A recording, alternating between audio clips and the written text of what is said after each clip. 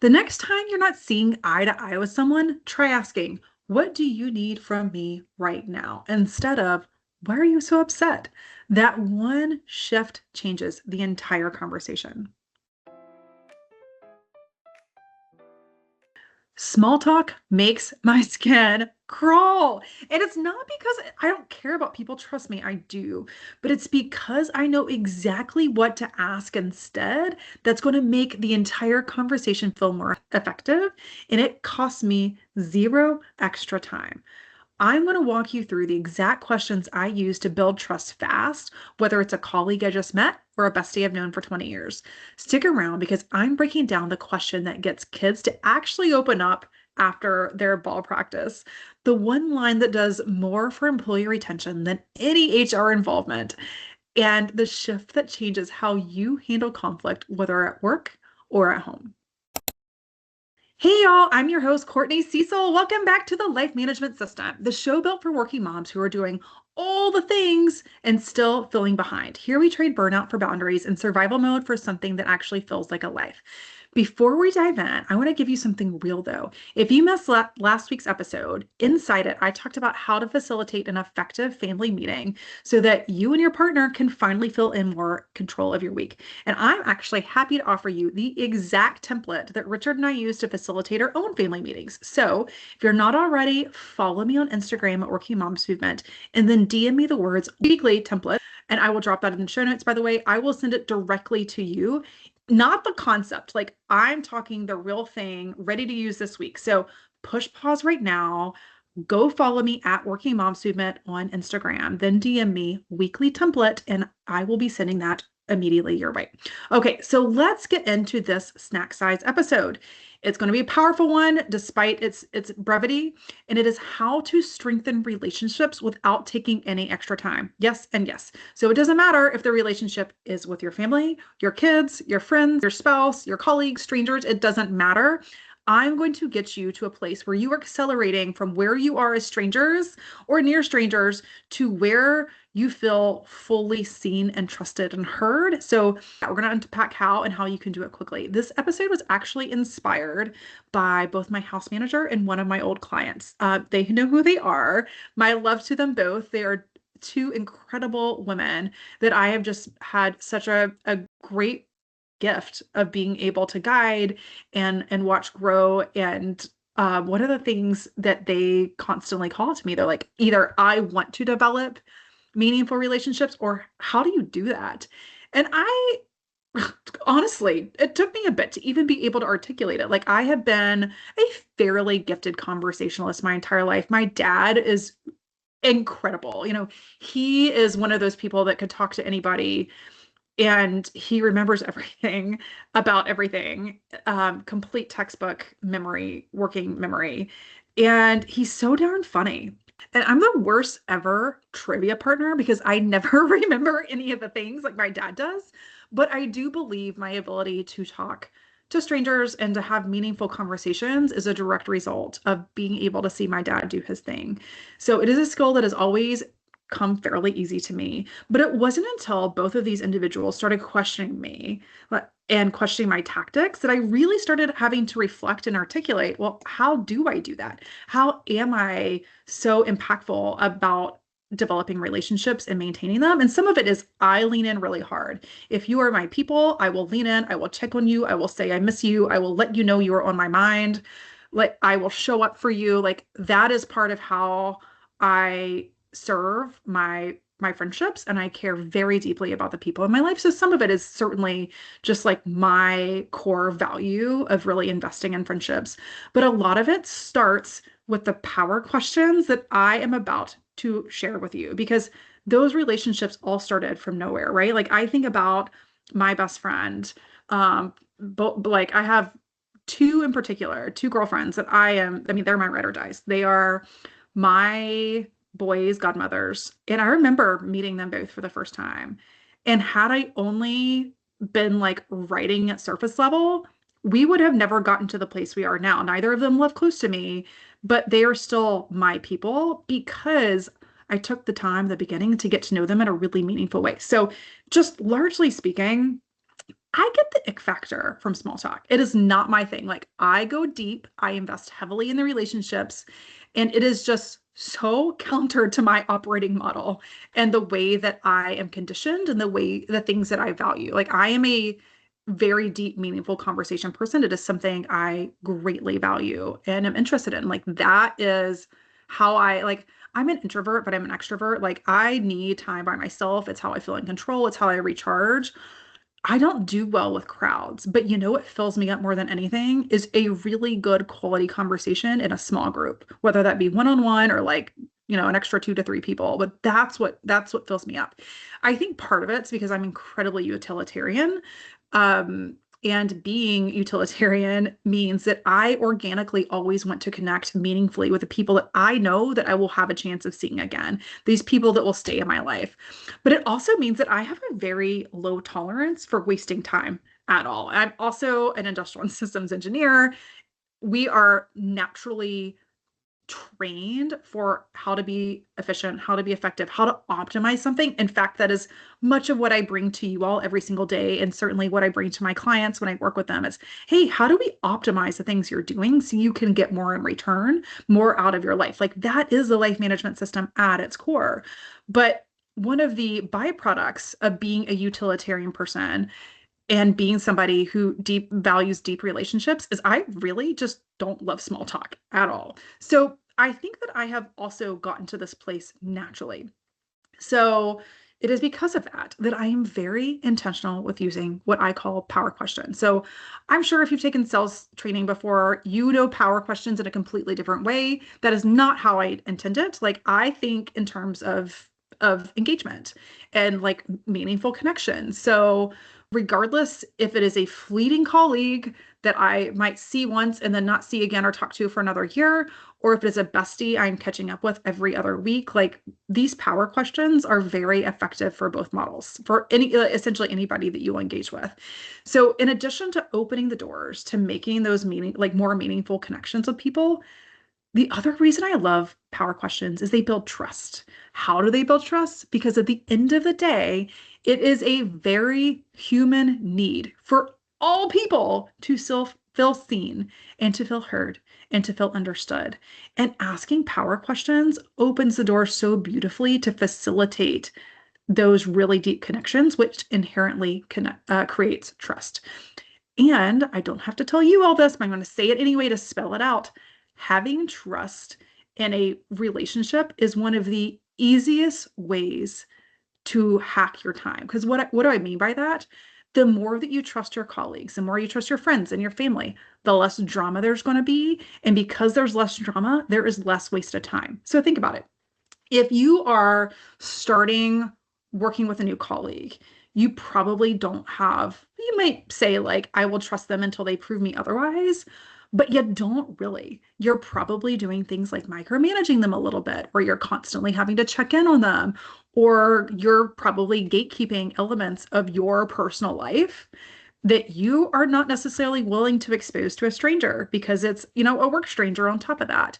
But let's pretend you ask a power question. And we're going to talk about some of those examples here in a second. But let's pretend you ask a power question and learn that the same new colleague you share a very similar hobby with, or you share a past colleague or connection with, or you volunteer at the same organization.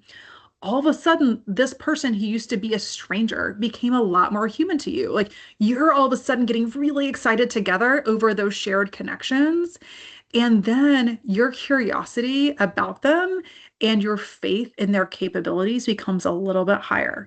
So hopefully you can see the correlation between the stronger your relationships are, the more likely you are to trust. The more likely you are to trust, the less time you're wasting. So it feels like a big leap, and that relationship building is not necessarily a direct influencer over how much time you have, but I promise you they actually go together. So let's talk about what a quality power question looks like in practice. And it really is fairly simple. So to bypass small talk and slide straight to the good stuff, you simply want to ask what questions, like the question, like the W, if you're on, if you're on YouTube, you can see me holding up the what. You ask the what questions, not the how questions, because the what questions will elicit more quality responses. So as an example, most people are hopping on Teams and they just default to like, how was your weekend? How was your weekend was one of the most cringy questions I could ever be asked. And I don't say that to shame. I say that because I care so much about the really good stuff beneath that. So instead of asking, how was your weekend? And just hearing somebody in response say, good, how about yours? Like that's flat and oftentimes uncomfortable, at least for those of us that don't love small talk.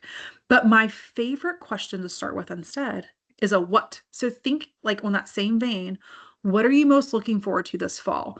What do you get into, like, what did you get into this weekend? Or even simply asking a very generic, what's new in life? If it's somebody that you haven't connected with lately, like that forces them to call a timeout and to think differently about how they respond. And that alone generally opens up conversations. So I will see when I ask that question, like that is my default. If you like, if there's something big happening, like at the beginning of the year, I'll say like, what are you most looking forward to this year?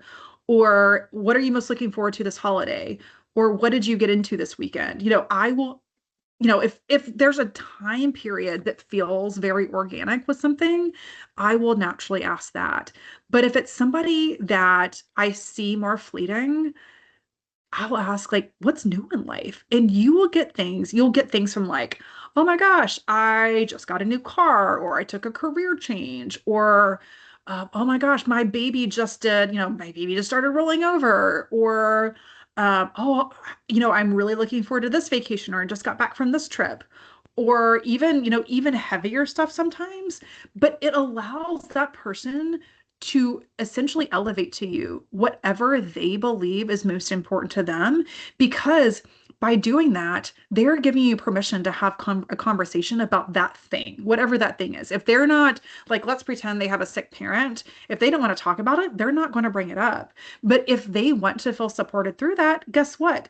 You give them a very open door to have that conversation and be like, gosh, I'm so sorry. I had no idea you were going through that. So that question alone, again, it's what's new in life. Like that's so simple, but it really does give people a time to tell you a little bit about what's important to them. And people appreciate it. I promise. I will see people when I ask that question, they will truly call a timeout and they will sit there and think. Like you can see them reflecting, and it often takes them 5, 10 seconds to come up with an answer, but then it just completely transforms the conversation. So, depending on what people come back with, like if you ask them any of those questions, and they come back with something meaningful, oftentimes on the spot, I will add a note to my calendar to follow up with that person. So if somebody's like, yeah, I have a trip coming up, I'm taking my kids on spring break, or like me, if somebody asked me that, let's just pretend you did, I'm gonna be like, yeah, in fall, I'm going with my girlfriend and my parents over to Finland and Norway to see the Northern Lights. And you'd be like, oh my gosh, Courtney, that's so cool. What a great trip. I'm like, yeah, it is. And then you ask when it is as a follow-up, and it'd be like, oh, we're going beginning in middle October. What I would do if I had somebody telling me that exact same thing is I'm going to put that in my calendar, because what's going to happen is come end of October, I'm going to send that person a love note and be like, hey, oh my gosh, I want to see a picture from your trip to the Northern Lights. Or like, hey, how was Finland? I've always wanted to go. Would you where would you recommend? Or even if I don't actually care enough to get something, like to get an answer back, let's pretend you just don't even care, like, which is fine about my Scandinavia trip. But let's pretend you don't even care what the outcome is. You don't have to ask me anything. You could even send a message and be like, hey, just wanted you to know you were on my mind. Hope you had a great time on the trip. That is not a follow-up question. That is a period at the end. And you'd probably just get a thanks from me and like how thoughtful, and that's it. But what's so great about doing that? Well, there's a couple things. First of all, you don't even have to, like, it doesn't have to take longer than 15 seconds. And I know that sounds ridiculous, but bear with me. Okay, so let's pretend we're going to play off this example of like I'm talking to you, the listener, and you tell me you're going to Scandinavia to see the Northern Lights. What I would do as soon as I hear you say it is instead of even adding it to my calendar, like maybe it is something that I really want to know live when it happens, but more often than not, unless it's something that really requires my, like impacts me personally or requires my follow-up, which often happens at work, unless it really impacts me directly, then I'm probably not even going to add it to my calendar.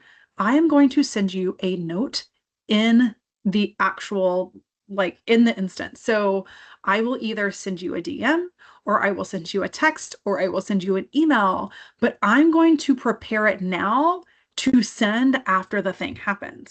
That way I don't have to mentally log it. I don't have to pick it back up again. I will take advantage of the next 15 to 30 seconds after we hang up the phone to take care of the follow-up then. So that way, fast forward a month from now, you're getting this really delightful message from me being like, what was your favorite destination and why? Or what was the favorite part of being able to travel with your parents? Or, something to make the what I get back more meaningful. But if I don't actually care about the answer, that's not to sound distasteful or flippant, but sometimes like the relationship just doesn't matter or the response it doesn't matter itself. So just often being able to say like, "Hey, welcome back. I hope it was everything you wanted and more. So happy you were able to go." Like that's really meaningful. So think about what that would do for me to get that message from somebody that I just told them, like, here's my big thing this year, and I'm really looking forward to it. And then fast forward to after the event passes to know that that's coming back to me. So by taking care of it in the moment, I'm not adding any extra mental load, but it is immediately enriching my relationship with that person. So again, to tie that up, it is asking questions that start with what, not how. And if you are ever stuck, my favorite question is, always, always, always, like, what's new in life? And I promise you will be shocked at how many people come back with really meaningful responses to that that will take you exactly where they want to take you in the conversation. Those are the things that are top of mind for them that they care a lot about. So inside corporate, and I can't help but do this because like it's an old habit died hard when I put on my culture hat. So if you're new here, I lead culture and behavior change inside big Fortune 50 organizations. That is part of my DNA. I've spent the past couple decades in culture shaping inside corporate.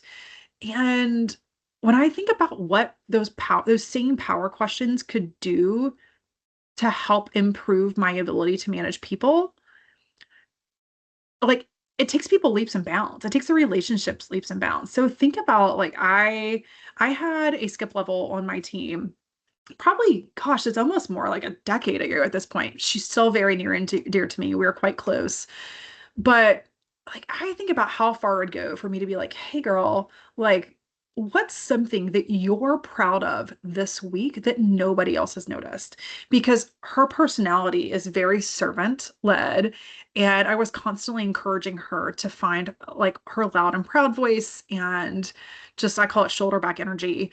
But like how can you like carry yourself with more confidence? Because she was so capable. But asking her to say, like, hey, what's something you're proud of this week that nobody's noticed? That would be such a gift to her because now I'm asking her to brag about herself, but also I am facilitating. Wow, why is that a hard word right now? I am facilitating her ability to connect her contributions with the greater good. So that increases her confidence and that just comes full circle. Like the more she's aware of how she shows up and how she contributes to the team, the more likely she is to do more and more of that. So that one question does more in 30 seconds than most companies do and all the things they invest into these expensive engagement surveys and like shiny benefits that mostly go unused. So like I love that question. Again, what questions are just as effective regardless of the relationship? And while I'm a culture exec, again, I am not a therapist. I think that even using those inside of organizations to manage conflict can be really beneficial as well. So I think about like what do you need from me right now? Like if you're not seeing eye to eye with somebody inside the workplace, like, hey, Joe. what do you need from me right now? Instead of like, hey, why are you upset? Like the what is such a powerful question. It sounds like, what seems like the most um unsuspecting of the questions, the who, what, when, where, why, how. Like it feels like it would be the least of a door opener, but it really is the exact opposite. So think when you're in conflict, what do you need from me right now? Instead of something like why you're upset. These questions, also, unsurprisingly, we're going to take it home to take us home because they're just as effective with our kids and our partners and our extended family as well. So when you think about your kids, and particularly before, like I would say before their teenage age, for most kids, the more specific the question you can ask, the better. So, as an example, like my son, my youngest Wyatt, plays club soccer and he's very critical in himself. So asking him something like, hey, bud, what's one thing you did well today is probably going to yield far better results and elicit far more productive of response and reflection, by the way, on his part than asking something like, hey, how was practice?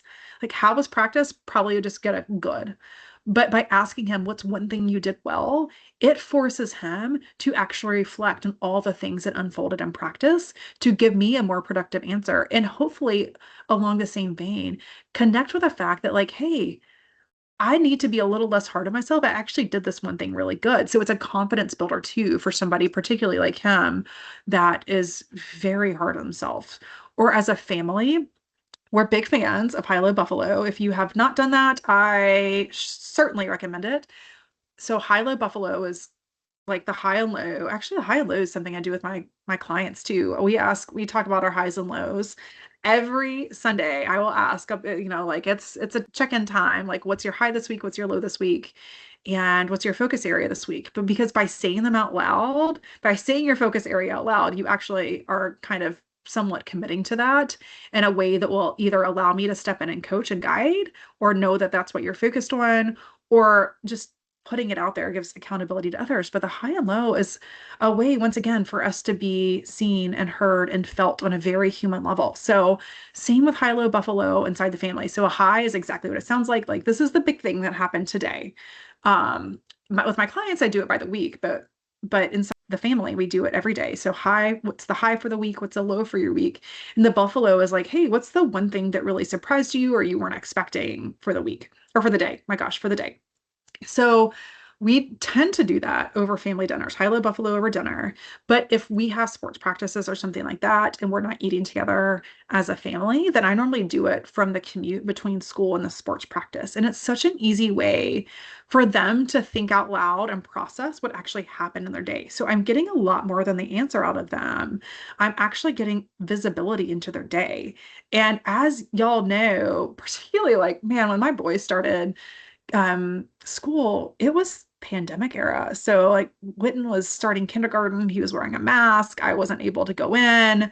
Like parents weren't welcome that entire year. It was just a hard time to see your child leave and graduate into kindergarten. He was my oldest, so I had no idea what to expect from elementary school. It was a big gap between having an au pair and a half day daycare to them. But moreover, like they were around, the boys were around all the time. My au pair, my husband, like there was five of us and I just sent them off to school. So it was so hard because I didn't need to be there with them all the time, but I loved having visibility into what was going on in their lives. And Hilo Buffalo has kind of stepped in and helped serve that purpose for me and for us. So it's a daily tradition.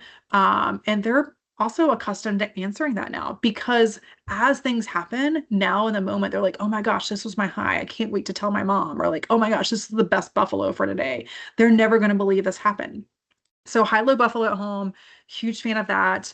And I've talked about this before, but I'm going to double down here because it feels so appropriate. I'm also a really big fan of table topics. So I'm going to link them in the show note, in the show notes. This is how y'all know that I'm actually recording this live. We're not doing multiple takes. This is not going to be perfect.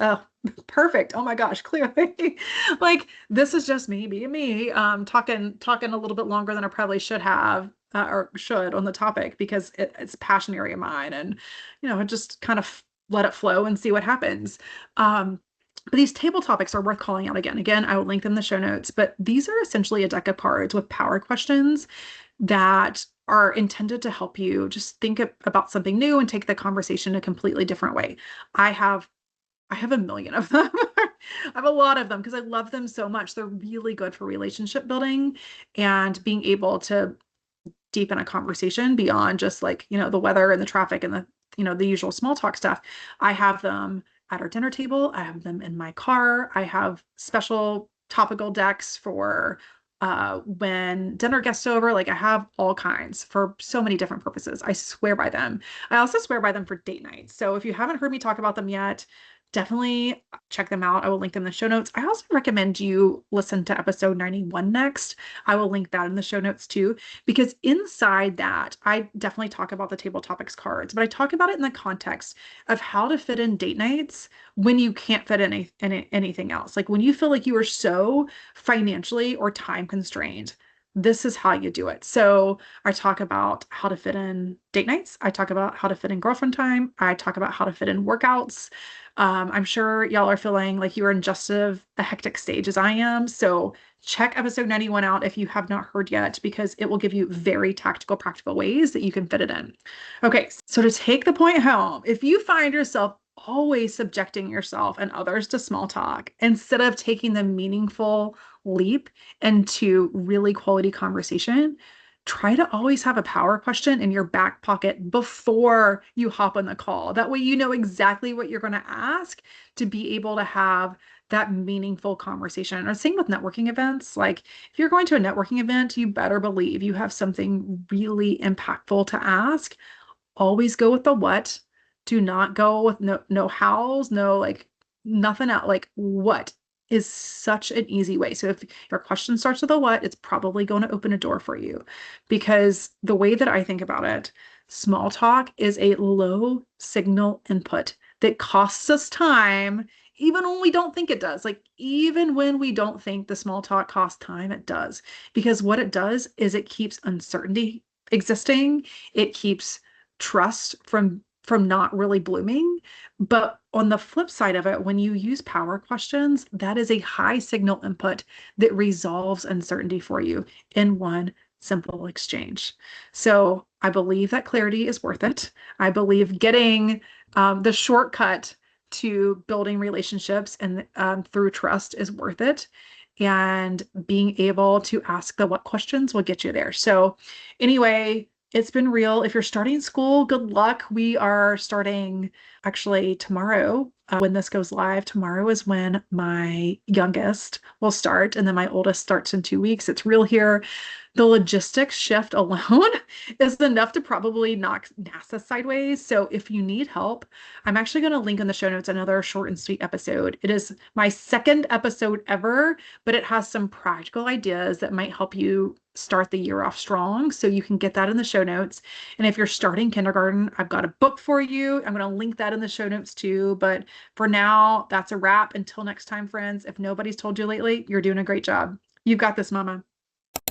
If you want a shortcut to power questions instead of building your own list, I swear by table topics. I've got a card deck at the dinner table, one in the car, and one specific for date nights. So if you want more on making time for the things that matter, so think date nights, girlfriend time, workouts, I tell you exactly how you can do that when you're already time crunched inside episode 91. That's where to go next, and I'll see you there.